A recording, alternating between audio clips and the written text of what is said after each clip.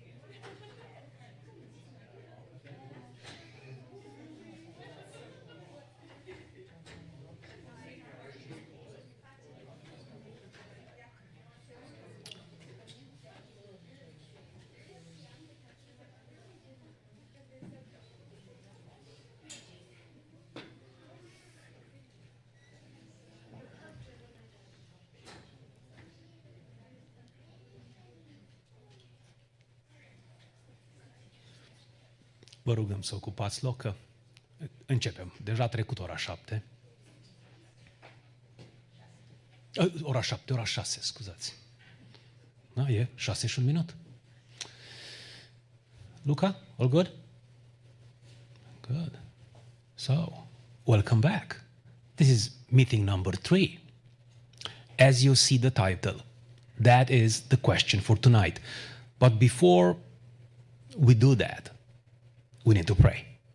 So I need a volunteer. And it has to be a girl. So, please, please stand up. It's better. You're more courageous when you stand, so.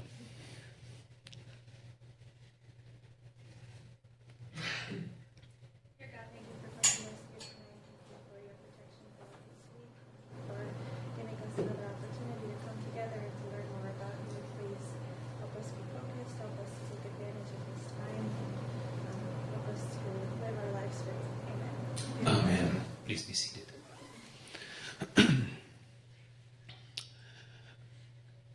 First thing tonight, let me tell you why are we having this question. How is life without God? In any apologetic endeavor, you start with the question of God. There is no other way. And our first 2 meetings were exactly about that. You remember the first question? Is it rational to believe in God? We all did that, we went about it, and we explored together the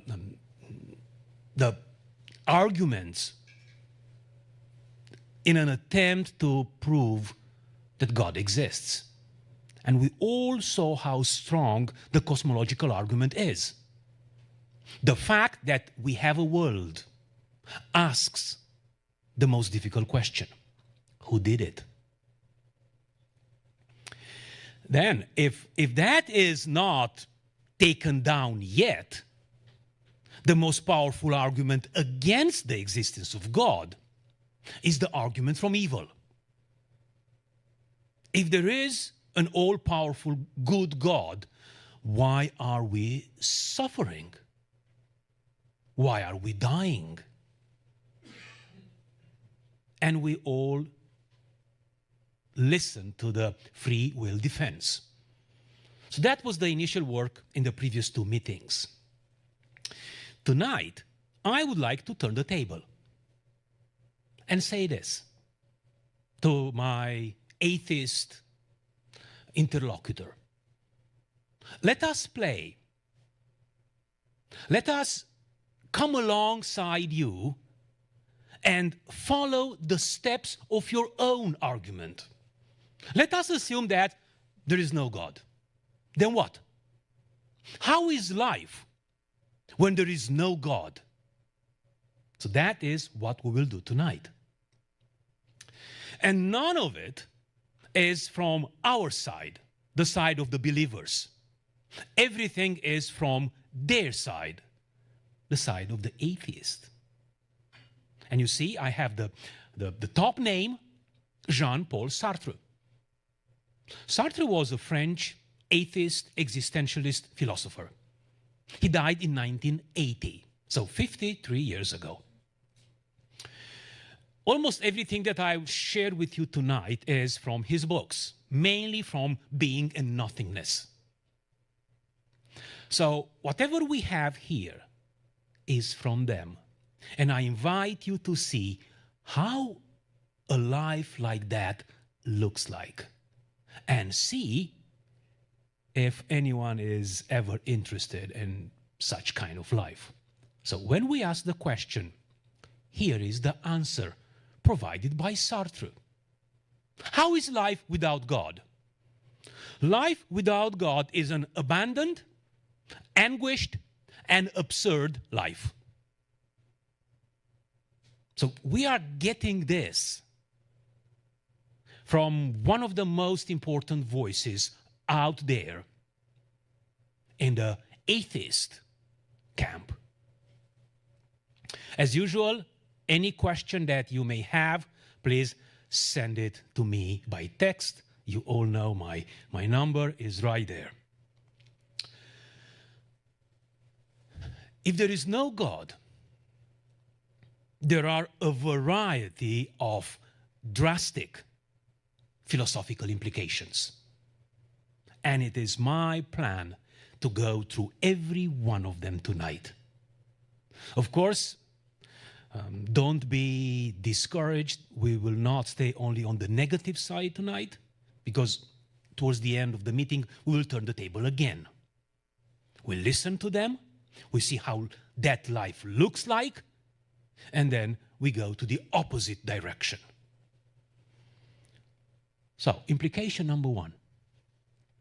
Because there is no God, there is no maker. And no such thing as a divine conception of a human being in accordance with which the individual is created. There is no such thing as a human nature that is common to all of us.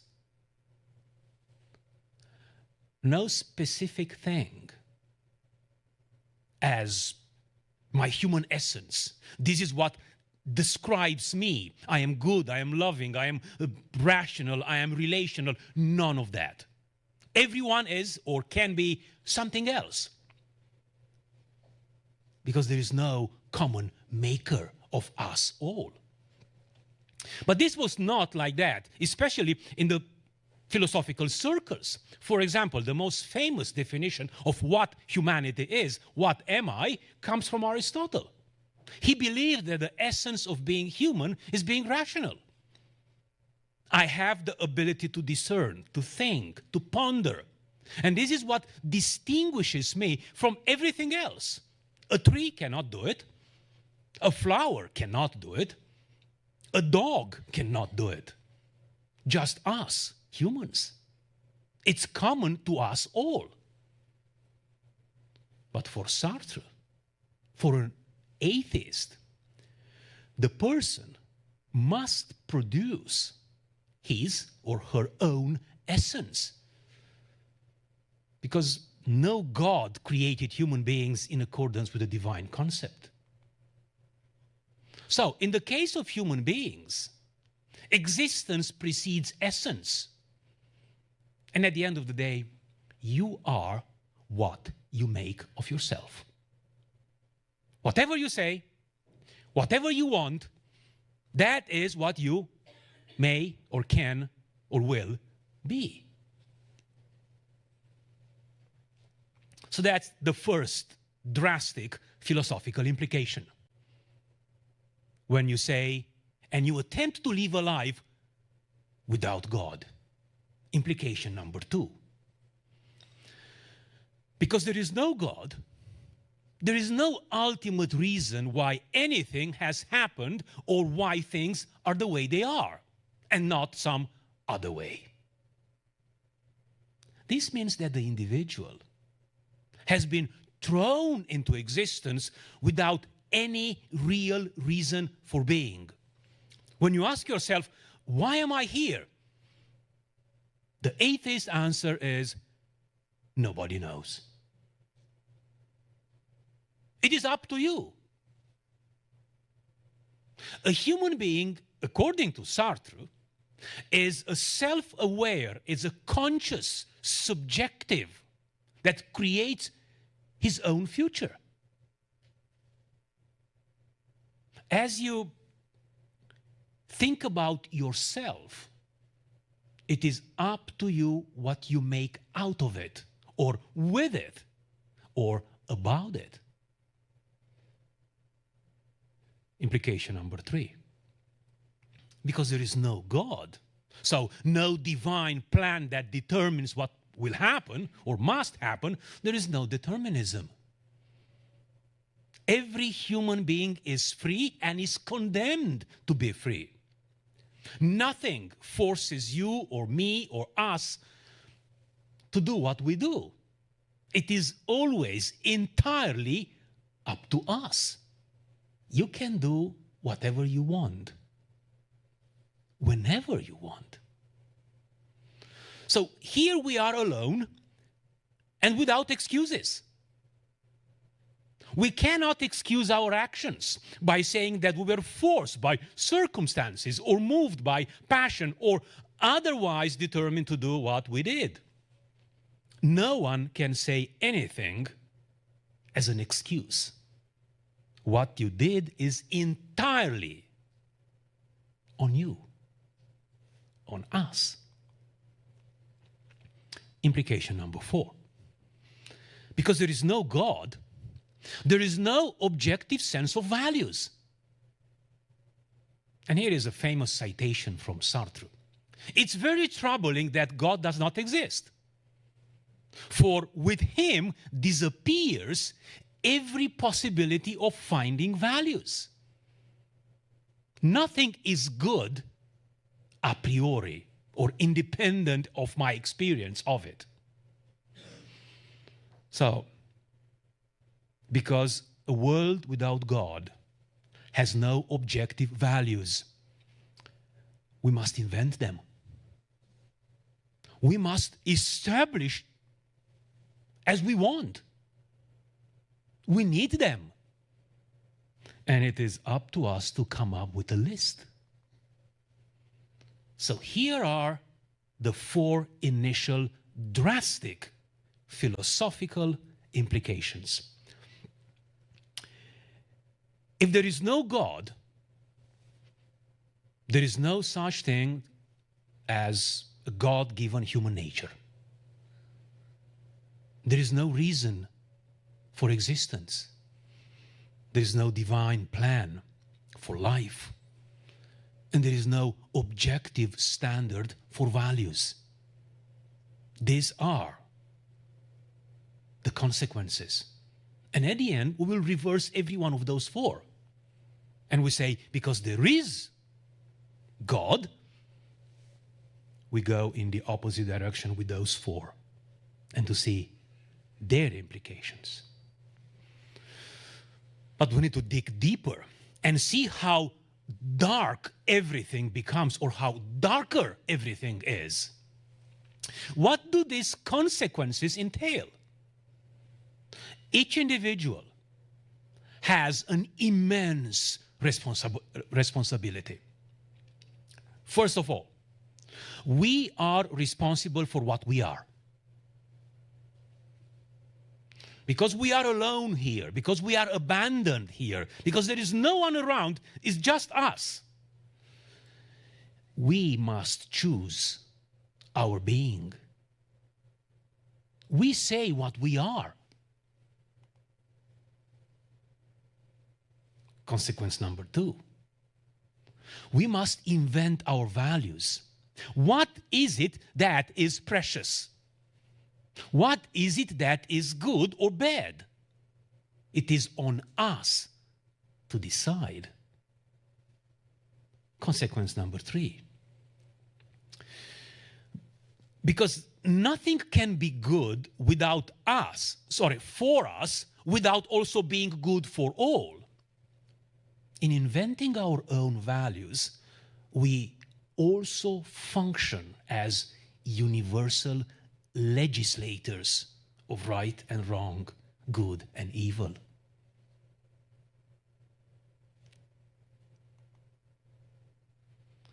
This responsibility for myself and for all, we experience that responsibility as anguish. So at the end of the day, if I go back and ask again the question, you remember that answer. How is life without God? It is a life that is abandoned. If there is no God, we are by ourselves here. We are alone. And the fact of being alone has a variety of consequences. And when you put all of that together, you experience that abandonment as anguish. Everything hurts. Everything is painful. Our responsibility is total, profound, and absolutely inescapable. There is no exit of this situation. There is no place for you to go from here, to escape this situation. Many are hiding and fleeing from their responsibility. They act and live in self-deception and in an inauthentic life. This responsibility is so overwhelming. Now you need to decide what has value, what doesn't. You need to decide what you are. And the vast majority of people cannot do that.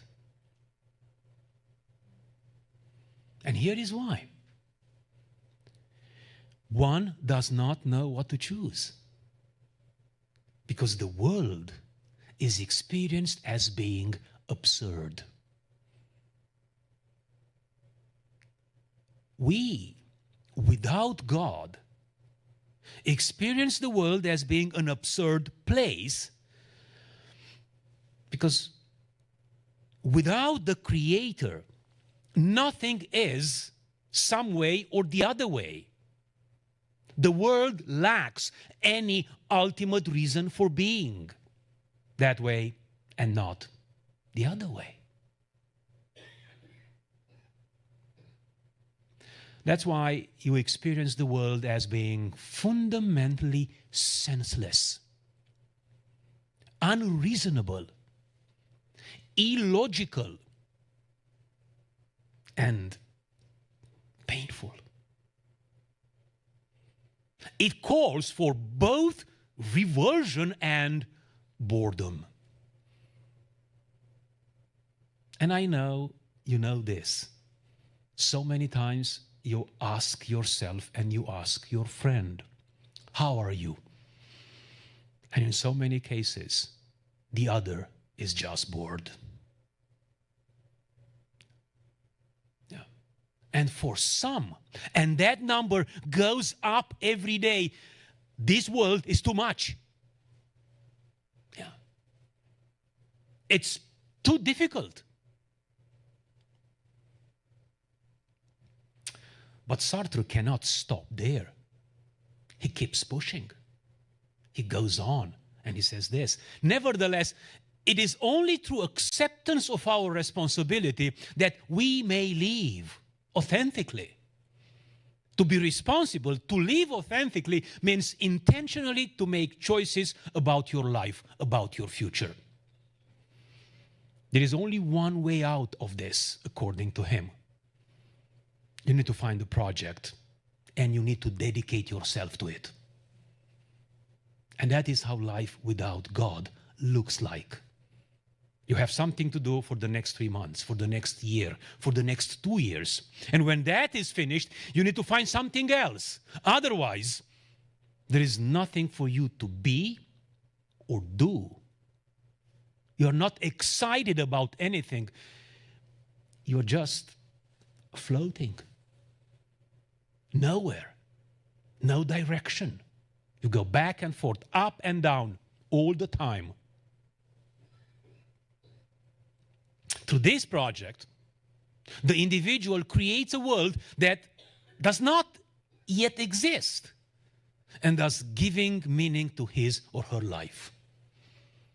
You need to create everything.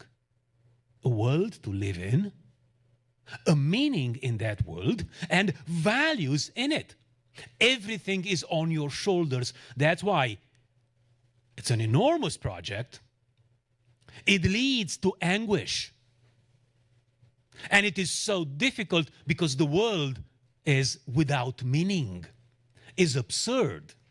When you take God out of it, that is how it is. That is what is left. So, Sartre's metaphysics, which stood opposed to the belief in God, determinism, necessity, and the objectivity of values, in effect, leaves the human individual in what may plausibly be called an absurd situation. Yeah. So when anyone tells you, I don't believe in God, this is what's next. This is what is happening. That's why in the real world, the number of real atheists is constant, very low. 4%, 5%, at times, at most, 6%, and that's all. Yeah. The remaining 12, 14%, we have the agnostic group, and everything else, 80+%, they're people of faith. That is what you have now in the world. Yeah. And it stays like that. The changes are really small. And they are mainly in the agnostic group. Yeah. To be a die-hard atheist is extremely hard. That is the real reason for which we have not many of those.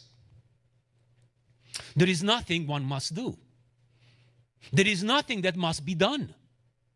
To find meaning in life, the individual must create his or her own world. And the values by making authentic choices. These choices, first, take the form of intentions directed towards future events. Then they become actions of an engaged being in a world of people with everything in it, mostly troubles. So this is the picture, the overall picture, how life without God looks like. Now is the time to raise objections. And this is the second part of our meeting tonight. If there is no God, then man and the world and the universe are doomed. No God, no immortality. Life is without ultimate significance, value, or purpose. Any life ultimately has no significance and it makes no difference. Man is doomed in a dying universe. He finally knows that he is alone in the indifferent immensity of the universe. If there is no God, then life itself becomes meaningless. If life ends at the grave, then it makes no difference whether one has lived as a Stalin or as a saint. One's destiny is unrelated to one's behavior. If there is no immortality, then everything is permitted. It's a famous citation from Dostoevsky. When you live entirely for yourself, and that's the advice one of us, people from Chicago, Ayn Rand used to say, Be the best egoist out there. No one holds you accountable.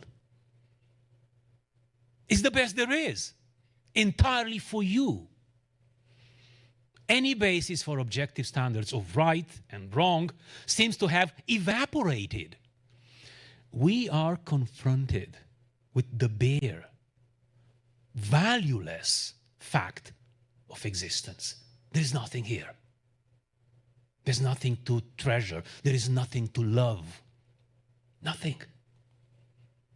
In a world without a divine lawgiver, there can be no objective right or wrong. Only our culturally and personally relative subjective judgments. If death stands with open arms at the end of life's trail, then what is the goal of life? It's pointless. No goal.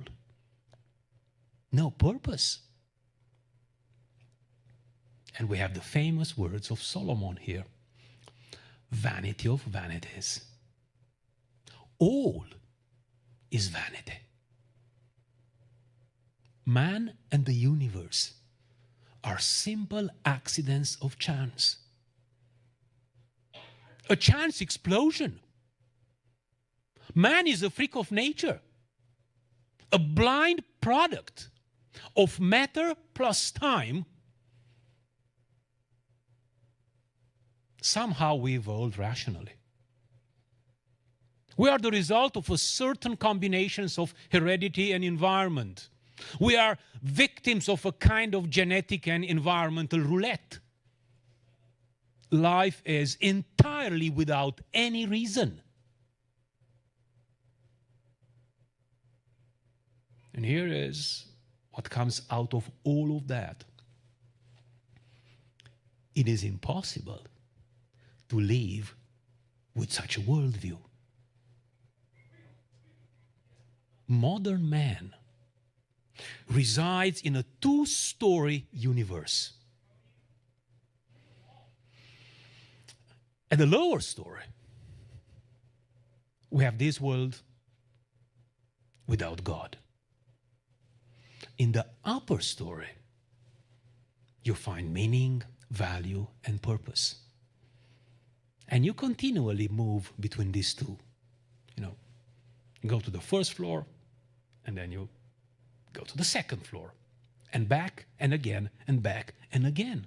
You cannot live only at the first floor. You continually make the leap of faith into the upper story to affirm meaning, value, and purpose, even though you don't have the right to do it. So this is how I end this discussion. You heard me talking, now I'm talking to my invisible interlocutor here. You heard me talking about, is it rational to believe in God? You heard my answer to, why is there evil? Now I listen to you. Let's see how your world looks like. Do the math. Choose. Think again. But if we turn the table again, and we ask the question again, how is life if there is a God? The number one implication is this. We start with us. We are created in His image. And that means at least two things. We are rational and we are relational. That is what distinguishes us from everything else. From everything else. I start there with God's image in every one of us, because that is what gives us meaning. That is what gives us dignity and value. That is the foundation of our peculiarity. This is what makes us so distinct, so different from anything around us.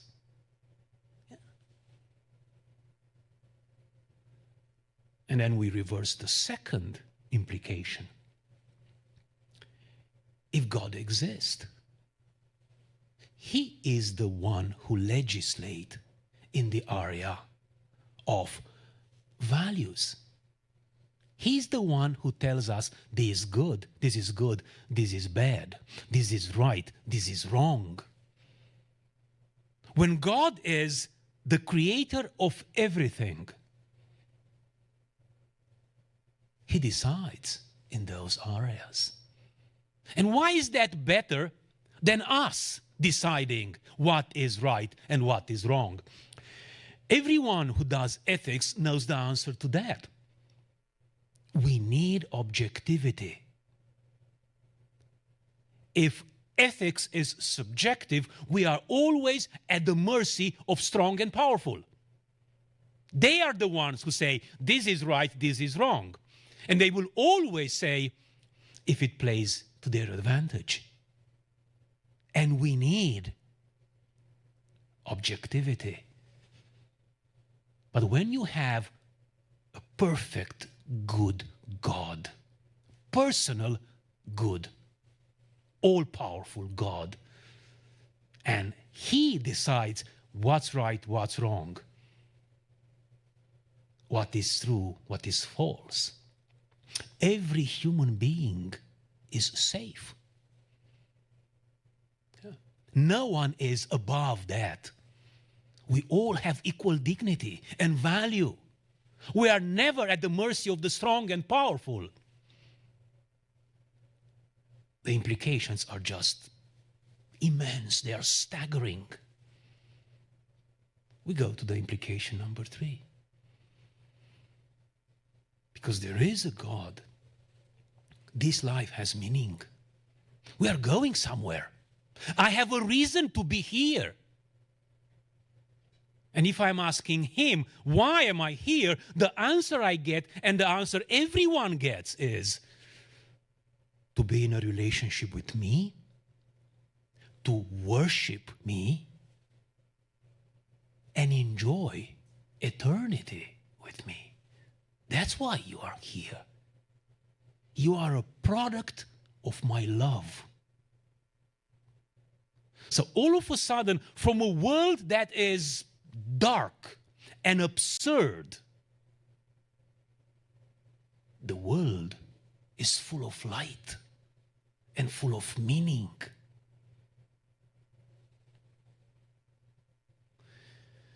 When you bring all these two together, you see how different life is.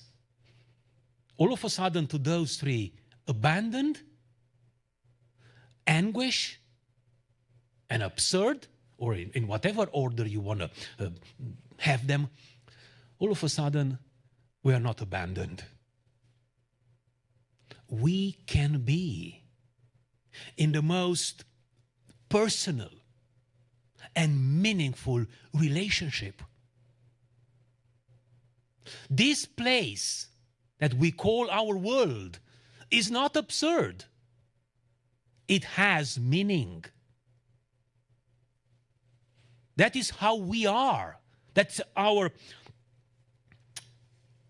core. We are rational and relational. And this is not experienced in anguish, because there is God. He always answered all those impossible questions. It's not on our shoulders to give those answers. The difference is so big, so large, so deep.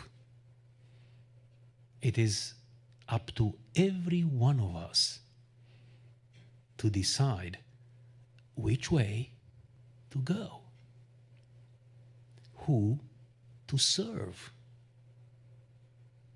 who to live with. So, that was the plan for tonight. My time, 35 minutes, it's done. Now it's yours time. Let me see if I have anything here. Not yet. Yeah, so I know the questions will come. They always do. Yeah, so this is the time when you are allowed with the phone in church. Yes. I know you don't abide by that all the time, but you know what I mean. Here's the first question. Simona, please come here. You mentioned that world is being analyzed as absurd. However, from numerous of my college professors that are brilliant, I have heard the following argument. Although life is pointless and it ends in nothingness, we are supposed to live so we can advance humankind and make the largest possible contribution before we pass out of remembrance. What do you think of this statement? On atheist grounds, the statement is correct. Yeah. They acknowledge there is no meaning here, but you cannot live without it. That's why Sartre and then de Beauvoir and every top atheist, both in the previous and in the current generation, will give you the same solution. You need to find a project to live for. That is what gives you meaning. Of course, when you die, everything is gone. And it is somehow in fear, because no one knows exactly if there is anything beyond. And we know there is. And we already know the consequences. But we are talking about this world. Abandonment, absurdity, and anguish are the honest key terms from an atheist. But because nobody can live with that, you need to reinvent everything. Want to add anything? That's find that slide with Which project one? with the project, because yeah. that's the perfect example of answer for this question. That teacher, professors, those live what Sartre just, you heard that he just said. It's nothing, no meaning, no purpose. You can't live like that. So find yourself a project. You create meaning. You create value. Now, most of us grew up as in a Christian environment. People around us would believe in God, would arrange their life in view of this belief.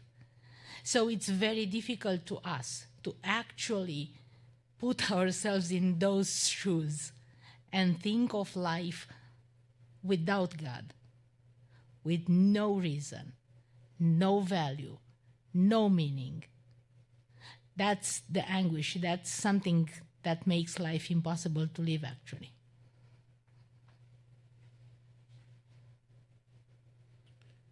How can we answer an atheist question? If there is a God, why did he create Satan, which he knew that will become evil?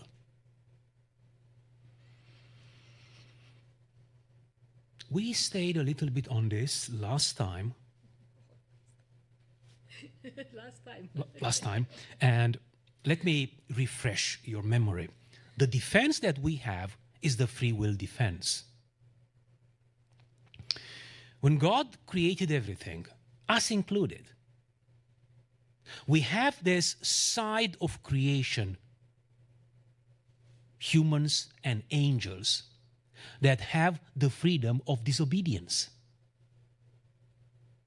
If you are a good creator and the creation reflects you as a person with the ability of choice, you take that risk. And that is exactly what happened. Because God knows everything, we can go that far without being able to explain it in fine details. He knew that eventually some of the angels, humans, will disobey. But if you want to have freedom in your creation, that is a logical requirement. Otherwise, a good side of it is missing. And try to imagine your life without the ability to practice some level of freedom. I know we don't have absolute freedom. You cannot do anything. Yeah. We cannot fly, for example, right? We are not birds. Even if we would love sometimes to fly, but we cannot do it. There are limits to our freedom. Yeah. But we have real freedom at some level. Imagine you don't have that. Would that be the best life? We all know the answer. The answer is no. Of course, when you bring all of this and you ask the question, if he knew all of that, how is he good? Goodness and freedom and allowing for freedom, they do not contradict. So that would be my best attempt to answer that question.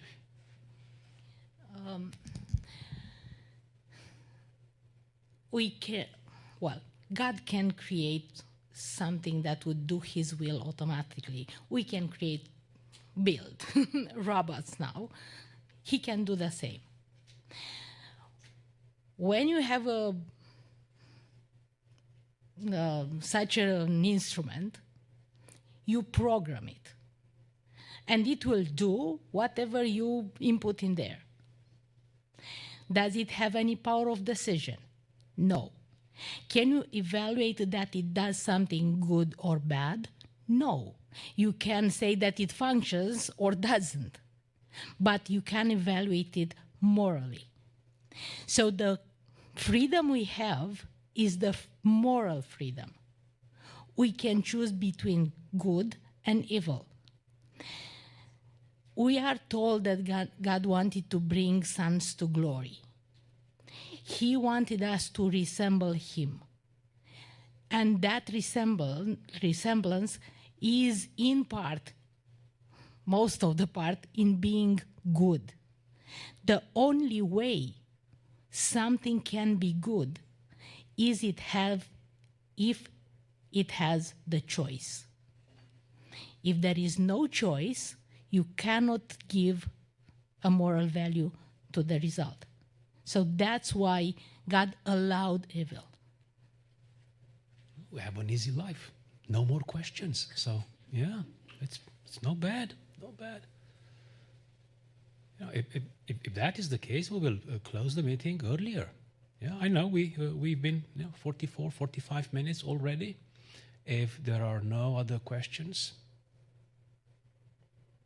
let's wait for half a minute more. No pressure, though. Yeah.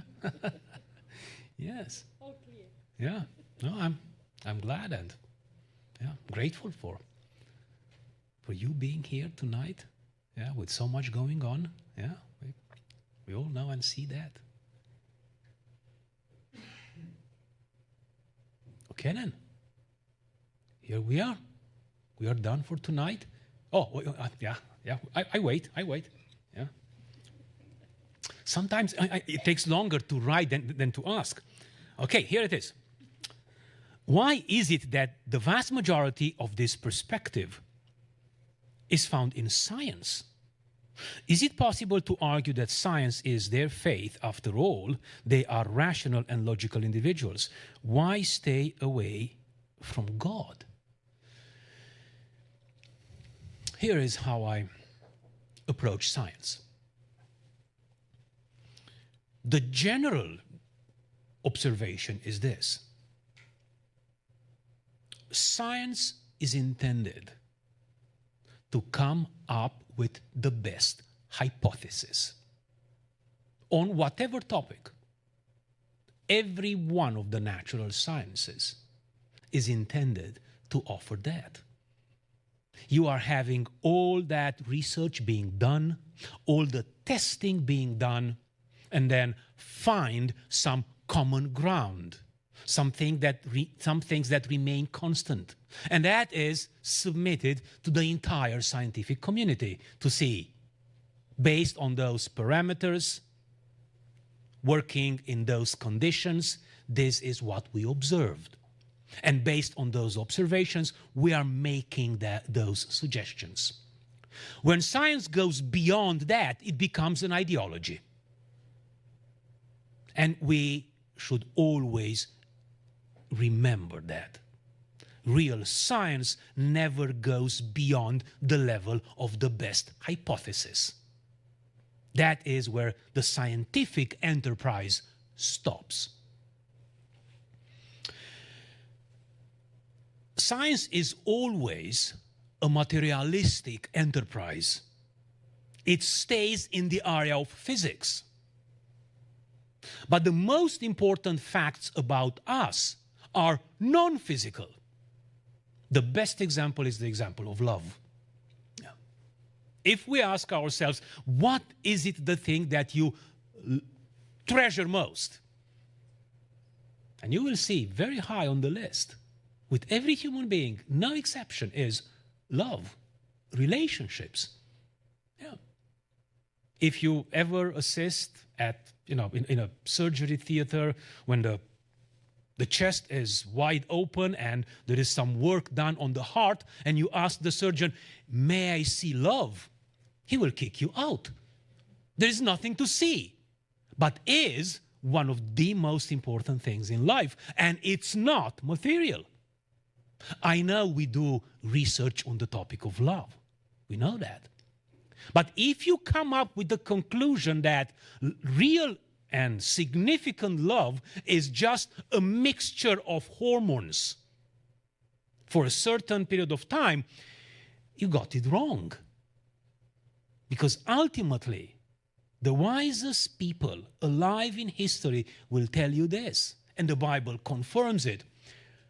Love, it is a decision. And ultimately, love is a person. So if I bring all of that and ask the last line, why stay away from God? My own assessment, and I believe it's a correct assessment, says this. A fallen human person does not want a master. You don't need anyone to tell you what to do. What's good, what's bad, what's right and wrong. So our rebellious human nature is the real culprit here. And you try to put everything else, but no God. So that would be how I would approach this, please. Throughout history, men did science. And there is a discipline now, an object of study called the philosophy of science. And you'll see through that science was done differently depending on the general religion or philosophy under which it was done. Of course, there are things that are not done quite critically, but when you bring things together, you can see that science develops in a religious or philosophical environment. Christianity, by giving the view of an ordered universe created with God, by God with an intent, with a meaning, would give a science one of the best foundation. However, as Sorin just said, the problem is when science goes over the limit of science. Science is about the material world, the data, the processes, the laws of physics and other similar created nature laws. When we go over, we go to the level of ideology and religion. It was done most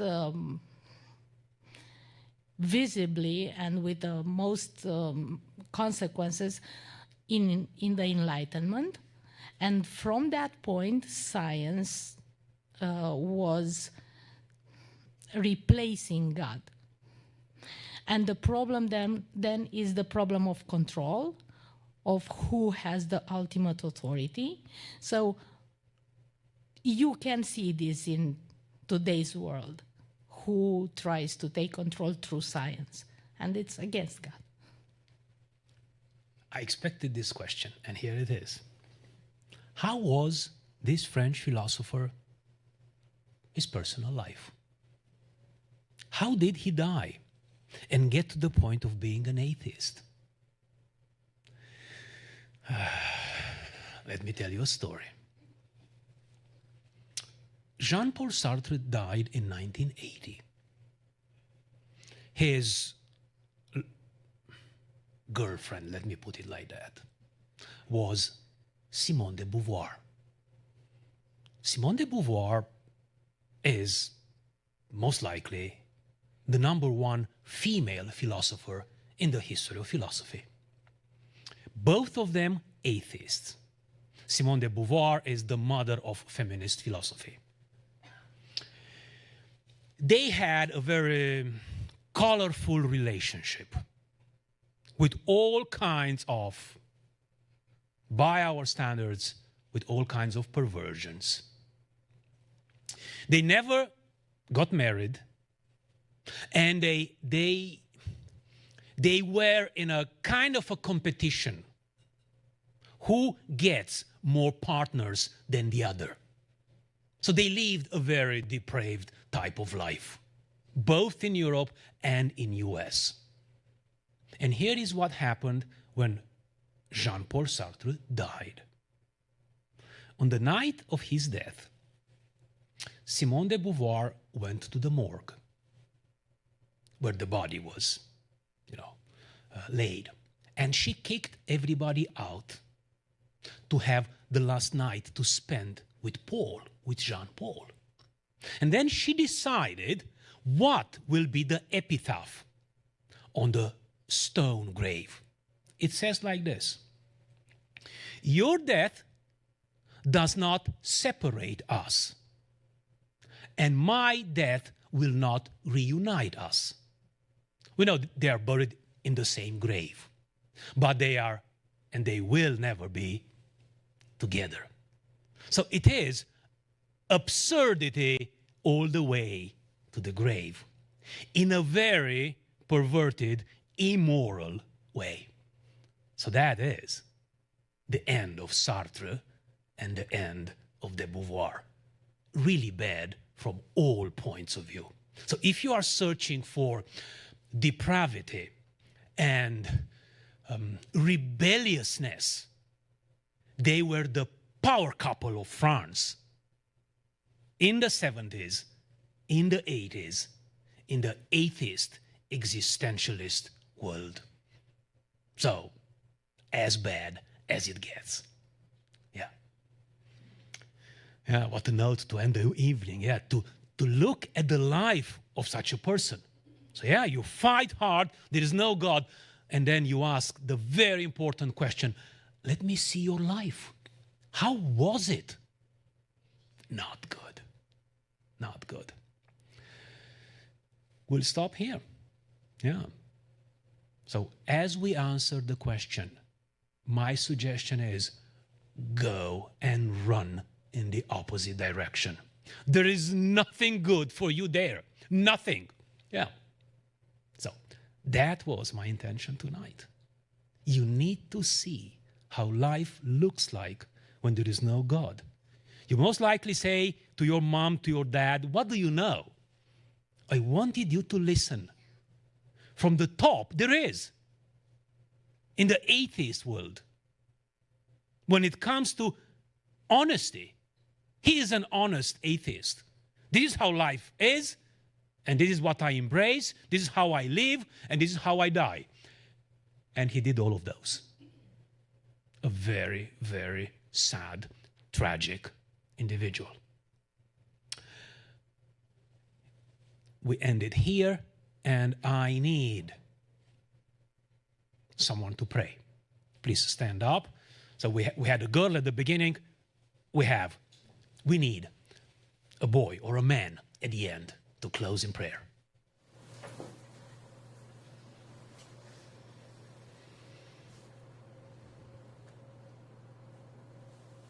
Doamne, venim înaintea Ta și mulțumim și pentru acest timp pe care l-am putut petrece aici, Doamne, acest studiu, Doamne, mulțumim pentru învățăturile acestea.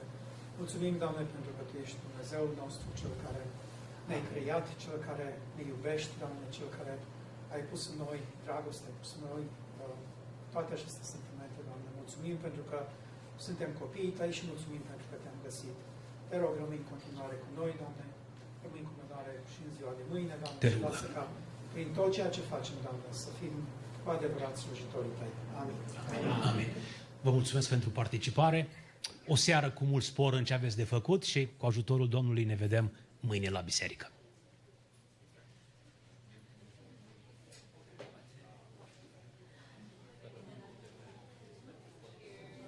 Toate se duc.